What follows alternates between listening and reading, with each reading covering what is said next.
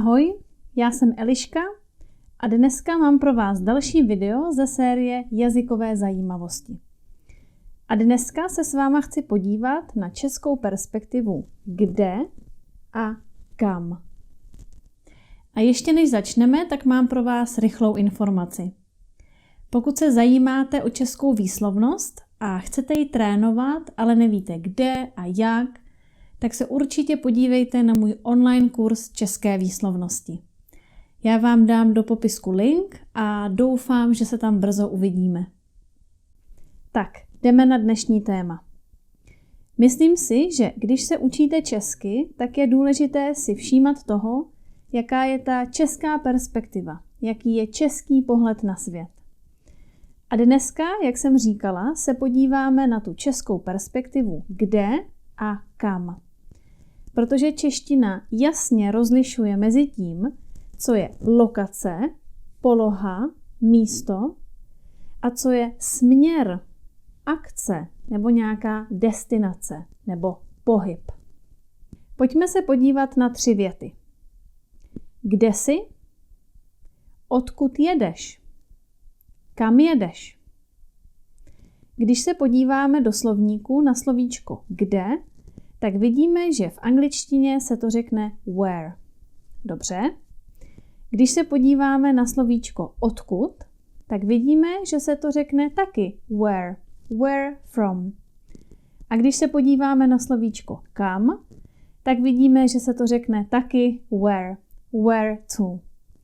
Takže v angličtině máme vlastně jedno slovo pro všechny 3 situace, ale v češtině potřebujeme 3 speciální slova. Kde, odkud a kam. Vidíte, že v angličtině použijeme prostě jinou předložku nebo jiné sloveso, které nám dá ten správný kontext. Ale v češtině potřebujeme ta 3 speciální slovíčka.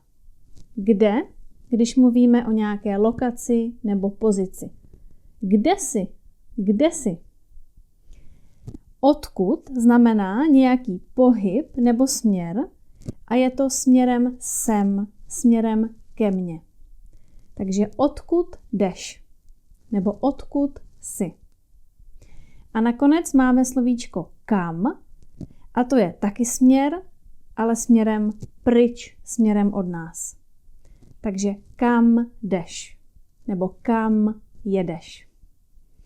Takže ještě jednou, kde, pozice, lokace, odkud, pohyb směrem sem a kam, pohyb směrem pryč.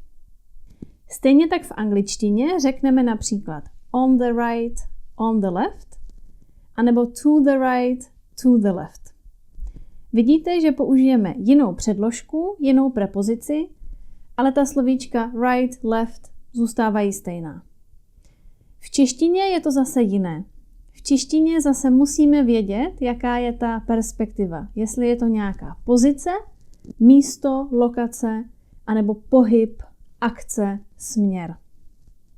A v češtině na to máme 4 speciální slovíčka. Říkáme vpravo nebo vlevo, to je lokace, pozice, jsem vpravo, jsem vlevo. A nebo říkáme jdu doprava, to je akce, pohyb, směr, jdu doprava. A nebo jdu doleva, akce nebo pohyb. Takže jsem vpravo, jsem vlevo, ale jdu doprava a jdu doleva.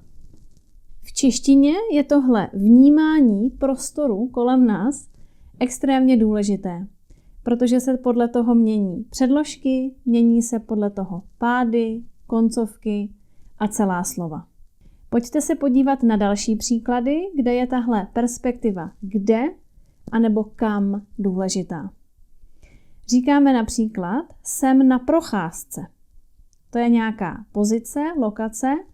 Jsem na procházce. Pokud je to ale pohyb, akce, tak říkáme jdu na procházku. Jdu na procházku. Takže jsem na procházce, ale jdu na procházku. Další příklad. Jsem u babičky. to je ta lokace, to místo, kde jsem u babičky. Ale jdu k babičce. To je zase nějaká akce, nějaký pohyb. Jdu k babičce, ale jsem u babičky. A poslední příklad. Jsem tady, ale pojď sem. Jsem tady, lokace, ale pojď sem. Akce, pohyb. Pojď sem, pojď sem, pojď sem.